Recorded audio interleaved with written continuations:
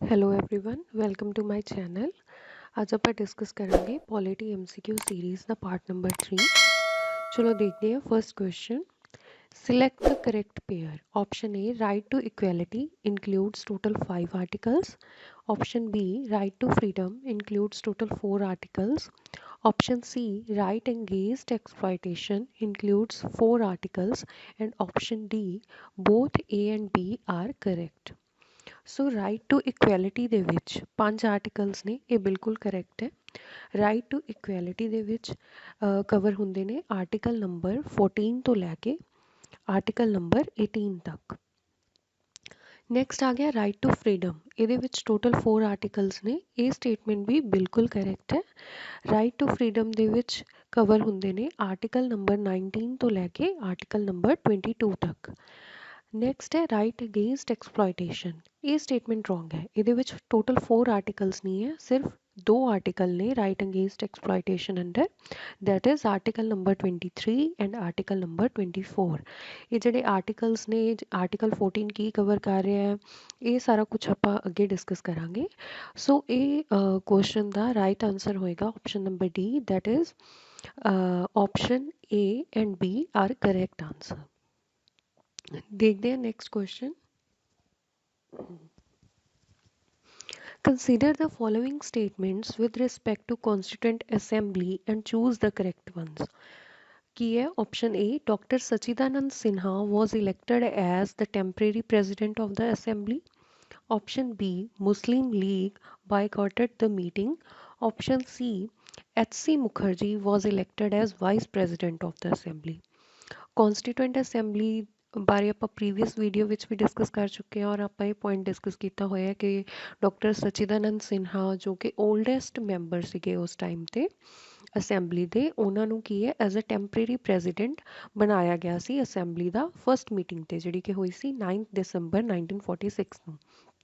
ਅਤੇ ਜਿਹੜੇ ਕੌਂਸਟੀਟਿਊਐਂਟ ਅਸੈਂਬਲੀ ਦੇ ਵਾਈਸ ਪ੍ਰੈਜ਼ੀਡੈਂਟ ਸੀਗੇ, 2 ਵਾਈਸ ਪ੍ਰੈਜ਼ੀਡੈਂਟ ਸੀ, H.C. ਮੁਖਰਜੀ ਅਤੇ V.T. ਕ੍ਰਿਸ਼ਨਾਮਾਚਾਰੀ। ਸੋ ਆਪਣੀ ਆਪਸ਼ਨ ਏ ਅਤੇ ਆਪਸ਼ਨ ਸੀ ਕਰੈਕਟ ਹੈ ਬਿਲਕੁਲ, ਇਹ ਆਪਾਂ ਪਹਿਲਾਂ ਵੀ ਡਿਸਕਸ ਕੀਤਾ ਹੋਇਆ। ਆਪਸ਼ਨ ਬੀ ਹੈ ਕਿ ਮੁਸਲਿਮ ਲੀਗ ਬੋਇਕਾਟਡ ਦ ਮੀਟਿੰਗ, ਇਹ ਵੀ ਬਿਲਕੁਲ ਸਹੀ ਹੈ। ਮੁਸਲਿਮ ਲੀਗ ਨੇ ਕੌਂਸਟੀਟਿਊਐਂਟ ਅਸੈਂਬਲੀ ਨੂੰ ਬਾਇਕਾਟ ਕਰ ਦਿੱਤਾ ਸੀ, ਉਹ ਮੀਟਿੰਗ ਵਿੱਚ ਸ਼ਾਮਿਲ ਨਹੀਂ ਹੋਏ ਸੀ ਕਿਉਂਕਿ ਉਹ ਪਾਕਿਸਤਾਨ ਬਣਾਉਣਾ ਚਾਹੁੰਦੇ ਸੀ, ਇੱਕ ਸੈਪਰੇਟ ਉਹਨਾਂ ਨੂੰ ਚਾਹੀਦਾ ਸੀ, ਇਸ ਲਈ ਉਹਨਾਂ ਨੇ ਕੌਂਸਟੀਟਿਊਐਂਟ ਅਸੈਂਬਲੀ ਦੀ ਮੀਟਿੰਗ ਨੂੰ ਅਟੈਂਡ ਨਹੀਂ ਸੀ ਕੀਤਾ ਔਰ ਉਹਨਾਂ ਨੇ ਬਾਈਕਾਟ ਕਰ ਦਿੱਤਾ ਸੀ। ਸੋ ਆਪਣੀਆਂ ਤਿੰਨੋਂ ਹੀ ਆਪਸ਼ਨਸ ਜਿਹੜੀਆਂ ਨੇ ਕੌਂਸਟੀਟਿਊਐਂਟ ਅਸੈਂਬਲੀ ਨੂੰ ਲੈ ਕੇ ਕਰੈਕਟ ਨੇ, ਸੋ ਆਨਸਰ ਹੋ ਜਾਂਦਾ ਹੈ option D, all of the above. ਦੇਖਦੇ ਹਾਂ next question. Who was the head of the Constituent Assembly when it met as constituent body? Option A, Dr. Rajendra Prasad. Option B, G.V. Mavlankar. Option C, B.R. Ambedkar. Option D, H.C. Mukherjee. ਸੋ ਜੋ ਕੌਂਸਟੀਟਿਊਐਂਟ assembly ਬਣਾਈ ਗਈ ਸੀ ਉਹਦੇ 2 ਕੰਮ ਸੀ, ਇੱਕ ਤਾਂ ਕੌਂਸਟੀਟਿਊਸ਼ਨ ਬਣਾਉਣਾ, ਇਸ ਕਰਕੇ ਇਹਨੂੰ ਕੀ ਹੈ ਕੌਂਸਟੀਟਿਊਐਂਟ ਬੋਡੀ ਕਿਹਾ ਜਾਂਦਾ ਸੀ, ਔਰ ਇਹਦਾ ਸੈਕਿੰਡ ਫੰਕਸ਼ਨ ਜੋ ਸੀਗਾ, ਮੇਨ ਫੰਕਸ਼ਨ, ਉਹ ਸੀ ਲਾਜ਼ ਬਣਾਉਣਾ, ਇਸ ਕਰਕੇ ਇਹਨੂੰ ਲੈਜਿਸਲੇਟਿਵ ਬੋਡੀ ਵੀ ਕਿਹਾ ਜਾਂਦਾ ਸੀ। ਹੁਣ ਕੁਐਸਚਨ ਹੈ ਕਿ ਜਦ ਇਹ ਕੌਂਸਟੀਟਿਊਐਂਟ ਬੋਡੀ ਜਦੋਂ ਵੀ ਇਹ ਮਿਲਦੇ ਸੀ ਵੀ ਇਹਨਾਂ ਨੇ ਕੌਂਸਟੀਟਿਊਸ਼ਨ ਨੂੰ ਬਣਾਉਣਾ, ਇਹਦੇ ਰਿਲੇਟਡ ਕੋਈ ਪ੍ਰੋਸੀਡਿੰਗ ਹੁੰਦੀ ਸੀ, ਤਾਂ ਉਦੋਂ ਕੌਂਸਟੀਟਿਊਐਂਟ ਅਸੈਂਬਲੀ ਨੂੰ ਹੈਡ ਕੌਣ ਕਰਦਾ ਸੀ? ਤਾਂ ਇਹਦਾ ਆਨਸਰ ਹੈ doctor Rajendra Prasad. Option A, doctor Rajendra Prasad. ਦੇਖਦੇ ਹਾਂ next question. Who headed the constituent assembly when it met as legislative body? ਜਿਵੇਂ ਕਿ ਆਪਾਂ ਪ੍ਰੀਵੀਅਸ ਕੁਐਸਚਨ ਦੇ ਵਿੱਚ ਦੇਖਿਆ ਕਿ ਕੌਂਸਟੀਟਿਊਐਂਟ ਅਸੈਂਬਲੀ ਦੇ 2 ਫੰਕਸ਼ਨ ਨੇ, ਕੌਂਸਟੀਟਿਊਸ਼ਨ ਬਣਾਉਣਾ ਅਤੇ ਲਾਜ਼ ਬਣਾਉਣਾ। ਜਦੋਂ ਇਹ ਕੌਂਸਟੀਟਿਊਐਂਟ ਬੋਡੀ ਮੀਟ ਕਰਦੀ ਹੈ ਤਾਂ ਉਦੋਂ ਹੈਡ ਕਰਦੇ ਸੀ ਡਾਕਟਰ ਰਾਜੇਂਦਰ ਪ੍ਰਸਾਦ। ਐਵੇਂ ਆਪਾਂ ਨੂੰ ਪਤਾ ਹੋਣਾ ਚਾਹੀਦਾ ਹੈ ਕਿ ਜਦ constituent assembly as a legislative body meet ਕਰ ਰਹੀ ਹੈ, ਜਦੋਂ ਇਹਨਾਂ ਨੇ ਲਾਜ਼ ਬਣਾਉਣੇ ਆ, ਤਾਂ ਉਸ ਟਾਈਮ ਤੇ ਕੌਂਸਟੀਟਿਊਐਂਟ ਅਸੈਂਬਲੀ ਨੂੰ ਹੈਡ ਕੌਣ ਕਰਦਾ ਸੀ? ਤਾਂ ਇਹਦਾ ਆਨਸਰ ਹੈ ਆਪਸ਼ਨ ਬੀ, G.V. ਮਾਵਲੰਕਰ। ਦੇਖਦੇ ਹਾਂ next question. Question number 5, which of the following functions are performed by constituent assembly? ਇਹ ਕੁਐਸਚਨ ਵੀ ਆਪਾਂ ਪ੍ਰੀਵੀਅਸ ਵੀਡੀਓ ਦੇ ਵਿੱਚ ਬਹੁਤ ਚੰਗੀ ਤਰ੍ਹਾਂ ਡਿਸਕਸ ਕੀਤਾ ਹੋਇਆ ਕਿ other functions performed by constituent assembly ਕੀ ਨੇ, ਕਿ ਇਹਨਾਂ ਨੇ ਨੈਸ਼ਨਲ ਫਲੈਗ ਅਡੋਪਟ ਕੀਤਾ, ਨੈਸ਼ਨਲ ਐਂਥਮ ਅਡੋਪਟ ਕੀਤਾ, ਨੈਸ਼ਨਲ ਸੌਂਗ ਅਡੋਪਟ ਕੀਤਾ, ਅਤੇ ਡਾਕਟਰ ਰਾਜੇਂਦਰ ਪ੍ਰਸਾਦ ਨੂੰ ਐਜ਼ ਅ ਪ੍ਰੈਜ਼ੀਡੈਂਟ ਇਲੈਕਟ ਕੀਤਾ। ਅਤੇ ਉੱਥੇ ਆਪਾਂ ਡਿਸਕਸ ਕੀਤਾ ਸੀ ਵੀ ਡੇਟਸ ਵੀ ਬਹੁਤ ਜ਼ਿਆਦਾ ਇੰਪੋਰਟੈਂਟ ਨੇ। ਜਿਵੇਂ ਕਿ ਆਪਸ਼ਨ ਏ ਦੇ ਵਿੱਚ ਦਿੱਤਾ ਹੈ, it adopted the national flag on 22 July 1947, ਬਿਲਕੁਲ ਕਰੈਕਟ ਹੈ। Option B it adopted the national anthem on 24 January 1950, ये भी बिल्कुल करेक्ट है। Option C it adopted the national song on 26 January 1950, ਇਹ ऑप्शन ਕੀ ਹੈ ਰੋਂਗ ਹੈ। ਨੈਸ਼ਨਲ ਸੌਂਗ ਵੀ ਜਿਹੜਾ ਅਡੋਪਟ ਕੀਤਾ ਗਿਆ ਸੀ ਉਹ ਸੇਮ ਹੀ ਡੇਟ ਨੂੰ ਅਡੋਪਟ ਕੀਤਾ ਗਿਆ ਸੀ, that is 24 January 1950। So answer ਹੋ ਜਾਏਗਾ option D, that is statement A and B are correct. Next question, select the correct pair. ਇਹ ਫਿਰ ਤੋਂ ਕੁਐਸਚਨ ਆ ਗਿਆ ਕਿ ਜਿਹੜੀਆਂ ਮੇਜਰ ਕਮੇਟੀਜ਼ ਬਣਾਈਆਂ ਗਈਆਂ ਸੀ ਉਹਨਾਂ ਦੇ ਚੇਅਰਮੈਨ ਨੂੰ ਲੈ ਕੇ। ਆਪਸ਼ਨ ਹੈ ਰੂਲਸ ਆਫ ਪ੍ਰੋਸੀਜਰ ਕਮੇਟੀ, ਇਹਦੇ ਚੇਅਰਮੈਨ ਸੀ doctor Sachchidananda Sinha. Option B union powers committee, ये चेयरमैन सी Jawahar Lal Nehru. Option C provincial powers committee, ये चेयरमैन सी सरदार पटेल। ये की है ऑप्शन ए, ये इनकरैक्ट है। रूल्स ऑफ प्रोसीजर कमेटी के जोड़े चेयरमैन सी वो सीगे doctor Rajendra Prasad. So option A correct है, इनकरैक्ट है, और ऑप्शन बी तो ऑप्शन सी ये दोनों की ने करैक्ट ने। सो अपना आंसर हो जाता है option D, that is both B and C are correct options. Next question, which of the following provisions came into force on 26 November 1949? ਆਪਾਂ ਨੂੰ ਪਤਾ ਹੈ ਕਿ ਕਨਸਟੀਟਿਊਐਂਟ ਅਸੈਂਬਲੀ ਨੇ ਜਿਹੜਾ ਕਨਸਟੀਟਿਊਸ਼ਨ ਹੈ ਉਹ ਇਨੈਕਟ ਕੀਤਾ ਸੀ ਔਨ 26 ਨਵੰਬਰ 1949, ਬਟ ਜਿਹੜਾ ਕਨਸਟੀਟਿਊਸ਼ਨ ਹੈ ਉਹ ਫੋਰਸ ਦੇ ਵਿੱਚ ਕਦੋਂ ਆਇਆ, ਉਹ ਇਸ ਤੋਂ ਬਾਅਦ ਆਇਆ। ਤਾਂ ਜਦੋਂ ਇਨੈਕਟ ਕੀਤਾ ਗਿਆ ਕਨਸਟੀਟਿਊਸ਼ਨਸ 26 ਜਨਵਰੀ 1949 ਨੂੰ, ਉਦੋਂ ਕਿਹੜੀਆਂ ਪ੍ਰੋਵੀਜ਼ਨਸ ਉਦੋਂ ਹੀ ਲਾਗੂ ਹੋ ਗਈਆਂ ਉਹ ਆਪਾਂ ਦੱਸਣਾ ਹੈ। ਆਪਸ਼ਨ ਏ ਹੈ ਸਿਟੀਜ਼ਨਸ਼ਿਪ, ਆਪਸ਼ਨ ਬੀ ਹੈ elections, option C is provisional parliament. ਇਹਦਾ ਆਨਸਰ ਹੈ option D, all of the above. ਇਹ ਸਾਰੀਆਂ ਹੀ ਜਿਹੜੀਆਂ ਪ੍ਰੋਵੀਜ਼ਨਸ ਨੇ ਇਹ 26 ਨਵੰਬਰ 1949 ਨੂੰ ਲਾਗੂ ਹੋ ਗਈਆਂ ਸੀ। Next question, Constitution adopted on 26th November 1949 includes no preamble, 395 articles and 8 schedules। ਆਪਾਂ ਦੱਸਣਾ ਇਹ statement true ਹੈ ਜਾਂ false ਹੈ।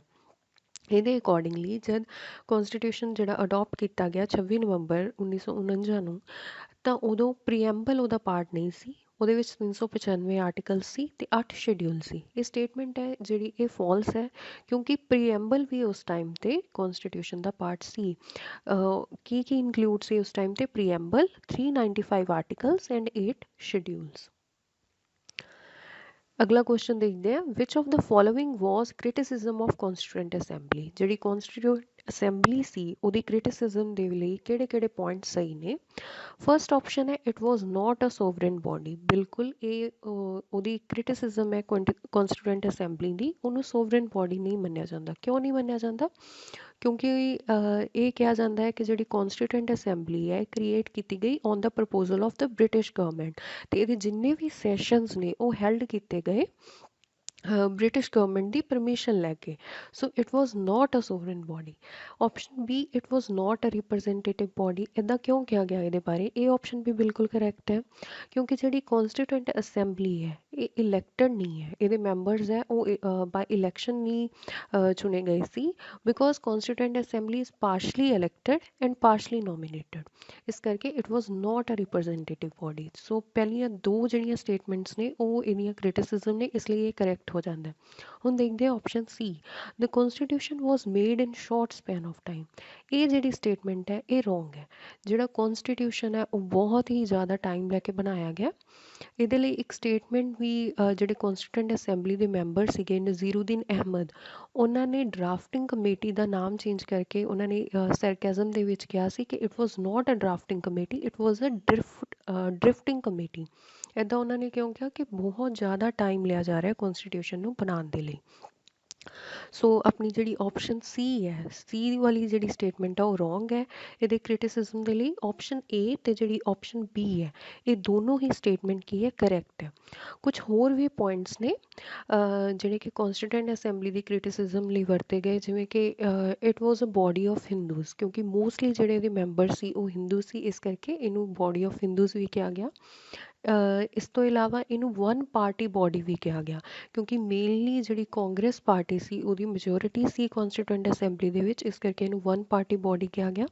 ਇਸ ਤੋਂ ਇਲਾਵਾ ਇਹਨੂੰ ਲਾਇਰ ਪੋਲੀਟੀਸ਼ੀਅਨ ਡੋਮੀਨੀਅਨ ਵੀ ਕਿਹਾ ਗਿਆ, ਕਿਉਂਕਿ ਮੋਸਟਲੀ ਜਿਹੜੇ ਇਹਦੇ ਮੈਂਬਰ ਸੀ ਉਹ ਜਾਂ ਤਾਂ ਪੋਲੀਟੀਸ਼ੀਅਨ ਸੀਗੇ ਜਾਂ ਫਿਰ ਉਹ ਲਾਇਰ ਸੀਗੇ, ਇਸ ਕਰਕੇ ਇਹ ਸਾਰੇ ਪੁਆਇੰਟਸ ਕੀ ਹੈ ਕੌਨਸਟੀਟਿਊਐਂਟ ਅਸੈਂਬਲੀ ਦੀ ਕ੍ਰਿਟਿਸਿਜ਼ਮ ਦੇ ਤੌਰ ਤੇ ਵਰਤੇ ਗਏ। ਇਹ ਵੀ ਕਈ ਵਾਰ ਕੁਐਸਚਨ ਆ ਜਾਂਦਾ, ਇਹਨੂੰ ਧਿਆਨ ਵਿੱਚ ਰੱਖਣਾ ਹੈ। Next question, who was appointed as constitutional advisor of constituent assembly? constituent assembly ਦੇ constitutional advisor ਕਿਹਨੂੰ ਅਪੁਆਇੰਟ ਕੀਤਾ ਗਿਆ? Option A doctor Rajendra Prasad, option B B N Rao, option C B R Ambedkar, option D H C Mukherjee. ਇਹਦਾ answer ਹੈ option B N Rao. 11th question, who was the secretary of constituent assembly? constituent assembly ਦੇ secretary ਕੌਣ ਸੀ? Option A doctor Rajendra Prasad, option B H V R Iyengar, option C B R Ambedkar, option D H C Mukherjee. ਇਹਦਾ answer ਹੈ option B H V R Iyengar. ਇੱਕ question ਹੋਰ ਆ ਜਾਂਦਾ ਹੈ, who was the chief draftsman of the constituent assembly? ਉਹਦਾ answer ਹੋਏਗਾ S N Mukherjee. Next question, choose the correct pair. ਇਹ ਹੈ ਕਿ ਯੂਕੇ ਤੋਂ ਆਪਾਂ ਆਈਡੀਆ ਲਿਆ ਹੈ ਕੈਬਨਿਟ ਗਵਰਨਮੈਂਟ ਦਾ, ਆਪਸ਼ਨ ਬੀ ਜਰਮਨੀ ਤੋਂ ਜਿਹੜਾ ਆਈਡੀਆ ਆਇਆ ਹੈ ਜੁਡੀਸ਼ਰੀ ਦਾ, ਆਪਸ਼ਨ ਸੀ ਰਸ਼ੀਆ ਤੋਂ ਆਈਡੀਆ ਆਇਆ ਹੈ ਪਬਲਿਕ ਸਰਵਿਸ ਕਮਿਸ਼ਨ ਦਾ। ਇਹਦੇ ਵਿੱਚ ਜਿਹੜੀ ਕਰੈਕਟ ਆਪਸ਼ਨ ਹੈ ਉਹ ਹੈ option A UK cabinet government. Next ਦੇਖਦੇ ਹਾਂ, who was the calligrapher of Indian constitution? Option A doctor Rajendra Prasad, option B Prem Behari Narain Raizada, option C B R Ambedkar, option D H C Mukherjee. ਇਹਦਾ answer ਹੈ ਆਪਸ਼ਨ ਬੀ ਪ੍ਰੇਮ ਬਿਹਾਰੀ ਨਾਰਾਇਣ ਰਾਇਜ਼ਾਦਾ।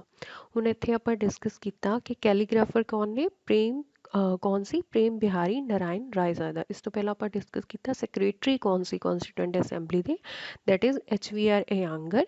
ਤੇ ਜੇ ਪੁੱਛ ਲਿਆ ਜਾਵੇ ਕੌਨਸਟੀਟਿਊਸ਼ਨਲ ਐਡਵਾਈਜ਼ਰ, ਉਹ ਸੀਗੇ B N Rao. Next question, how many sessions were conducted of Constituent Assembly? Option A 9, option B 11, option C 12 and option D 10. ਇਹਦਾ ਆਨਸਰ ਹੈ option B 11 sessions were conducted of Constituent Assembly to make the Constitution. Next question, which of the following amendment is known as the mini constitution? Option A 42nd Amendment Act of 1976, option B 44th Amendment Act of 1978, option C 84th Amendment Act and option D 71st Amendment Act. ਇਹਦਾ answer ਹੈ option A 42nd Amendment Act of 1976 is known as the mini constitution. ਸੋ ਇਹ ਸੀ ਅੱਜ ਦੇ question. Hopefully ਤੁਹਾਨੂੰ ਇਹ ਕਾਫੀ help ਕਰਨਗੇ ਤੁਹਾਡੀ preparation ਦੇ ਵਿੱਚ। ਮਿਲਦੇ ਹਾਂ ਨੈਕਸਟ ਵੀਡੀਓ ਦੇ ਵਿੱਚ। Thank you.